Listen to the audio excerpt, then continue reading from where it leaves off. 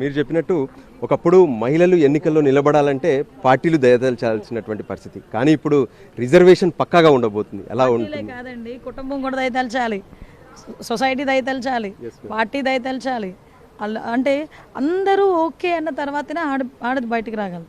ఈరోజు పరిస్థితి ఎలా ఉందంటే ఈరోజు ఎత్తుక్కుంటున్నారు, ఎస్ లేడీస్ ఉన్నారు, వస్తారు, రిజర్వేషన్ బిల్ వస్తుంది అని.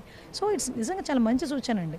ఎందుకంటే ఇది ఒకటే కాదండి, ఈరోజు ఉమెన్ సెంట్రిక్ రాజకీయం అన్నది గౌరవ మన నందమూరి తారక రామారావు గారు జెండర్ ఈక్వాలిటీ దగ్గర నుంచి 86 నుంచి జెండర్ ఈక్వాలిటీకి ఆయన నాంది పలికారు.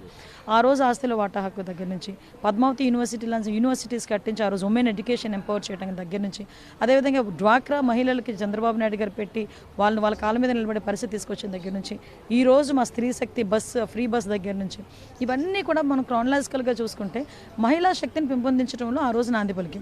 అట్ ద సేమ్ టైం ఈ రోజు వాళ్ళకి చట్టసభల్లో కూడా వాడు అడుగు పెట్టేదానికి ఒక అపూర్వమైన ఘట్టం, ఒక అపూర్వమైన అవకాశం కింద భావించాలి. అక్కడికి వచ్చిన మహిళలే కాదండి సాధికారత సాధించేది, ఎంతోమంది 2 లక్షల ఓటర్లకి ప్రాతినిధ్యం వహిస్తూ అక్కడ వాళ్ళందరూ కూడా చట్టాలు తయారు చేసి ఒక మంచి అవకాశాన్ని వాళ్ళు పొందబోతున్నందుకు కూడా మేమందరం కూడా ఆహ్వానం పలుకుతున్నాం. మాలాంటి వాళ్ళందరం కూడా, వాళ్ళందరికీ కూడా ఆల్ ది బెస్ట్.